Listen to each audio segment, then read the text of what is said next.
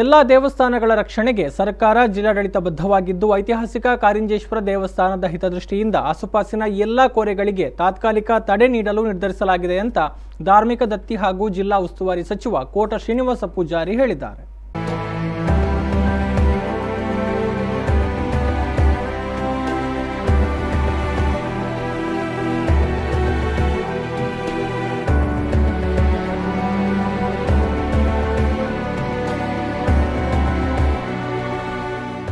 ಶ್ರೀ ಕಾರಿಂಜೇಶ್ವರ ದೇವಸ್ಥಾನಕ್ಕೆ ಶಾಸಕ ರಾಜೇಶ್ ನಾಯ್ಕ್ ಜೊತೆಗೆ ಭೇಟಿ ನೀಡಿದ ಅವರು ಕಾರಿಂಜದಲ್ಲಿ ಕೆಲವು ದಿನಗಳ ಹಿಂದೆ ಕುಸಿದು ಬಿದ್ದಿರುವ ತಡೆಗೋಡೆಯನ್ನ ವೀಕ್ಷಿಸಿ ಅಧಿಕಾರಿಗಳ ಸಭೆ ನಡೆಸಿದ ಬಳಿಕ ಸುದ್ದಿಗಾರರೊಂದಿಗೆ ಮಾತನಾಡಿದರು. ಕಲ್ಲುಕೋರೆ ಹಾಗೂ ಜಲ್ಲಿ ಕ್ರಷರ್ನಿಂದ ದೇವಸ್ಥಾನಕ್ಕೆ ಸಮಸ್ಯೆಯಾಗ್ತಾ ಇದೆ ಎಂಬ ಭಕ್ತಾದಿಗಳ ದೂರಿನ ಹಿನ್ನೆಲೆಯಲ್ಲಿ ಶಾಸಕರ ಜೊತೆ ಪರಿಶೀಲನೆ ನಡೆಸಿ ಅಧಿಕಾರಿಗಳ ಸಭೆ ನಡೆಸಿದ್ದೇನೆ. ಸುತ್ತಮುತ್ತಲಿನ 3 ಕಲ್ಲಿನ ಕೋರೆಗಳು ಅಧಿಕೃತವಾಗಿದ್ದು ಪದ್ಮಶೇಖರ್ ಜೈನ್ ಹಾಗೂ ಲಕ್ಷ್ಮಣ್ ಎಂಬುವರ 2 ಕೋರೆಗಳು ತಾಂತ್ರಿಕ ಕಾರಣಗಳಿಂದ ಕಾರ್ಯ ಸ್ಥಗಿತಗೊಳಿಸಲಾಗಿದೆ. ಕಾರ್ಯಾಚರಿಸುತ್ತಿರುವ ಮರ್ವಿನ್ ಎಂಬುವರ ಕೋರೆಯನ್ನ ತಕ್ಷಣದಿಂದಲೇ ಸ್ಥಗಿತಗೊಳಿಸಲು ಅಧಿಕಾರಿಗಳ ಮೂಲಕ ಸೂಚನೆ ನೀಡಲಾಗುವುದೆಂದ ಅವರು ಗಣಿಗಾರಿಕೆಯಿಂದ ದೇವಳಕ್ಕೆ ಹಾಗೂ ಇಲ್ಲಿನ ಬಂಡೆಗಳಿಗೆ ಆಗುವ ತೊಂದರೆಗಳ ಬಗ್ಗೆ ಎನ್ಐಟಿಕೆಯ ತಜ್ಞರಿಂದ ಪರಿಶೀಲನೆ ನಡೆಸಿ ಅವರ ವರದಿಯನ್ನಾಧರಿಸಿ ಮುಂದಿನ ಕ್ರಮ ಕೈಗೊಳ್ಳುವುದಾಗಿ ತಿಳಿಸಿದರು.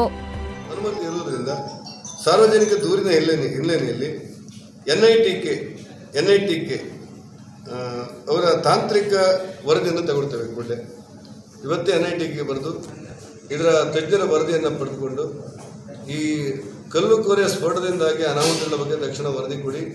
ಬಹಳ ಅಪೂರ್ವವಾದಂಥ ಐತಿಹಾಸಿಕವಾಗಿರುವಂಥ ದೇವಸ್ಥಾನದ ಚಾರಿಗಳಿಗೆ ಮತ್ತು ದೇವಸ್ಥಾನದ ಕಲ್ಲು ಬಂಡೆಗಳಿಗೆ ಏನಾದರೂ ತೊಂದರೆ ಆಗ್ತದೆ ಅನ್ನೋದನ್ನು ಕೂಡ ಗಮನಿಸಿ ಅಂತೇಳಿ ವರದಿಯನ್ನು ತಗೊಳ್ತಾ ಇದ್ದೇವೆ. ಇವತ್ತು ಸಂಜೆಯಿಂದಲೇ ಅವರಿಗೆ ನೋಟಿಸ್ ಕೊಟ್ಟು ಆ ವರದಿ ಬರುವವರೆಗೆ ಯಾವುದೇ ಕಾಮಗಾರಿ ಕೈಗೆತ್ತಿಕೊಳ್ಳತಕ್ಕದ್ದಲ್ಲ ಅಂತೇಳಿ ಒಂದು ಆದೇಶವನ್ನು ನಮ್ಮ ಇಲಾಖೆ.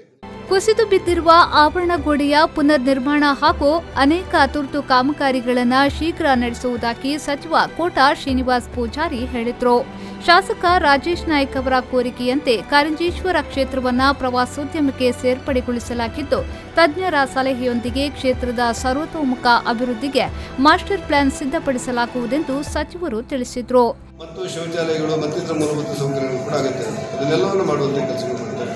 ಐತಿಹಾಸಿಕವಾಗಿರುವಂಥ ಚಾರಿಗಳಿಗೆ ಧಕ್ಕೆ ತರದಂತೆ ಈ ಅಭಿವೃದ್ಧಿ ಕೆಲಸಗಳನ್ನು ಮಾಡ್ತೇವೆ.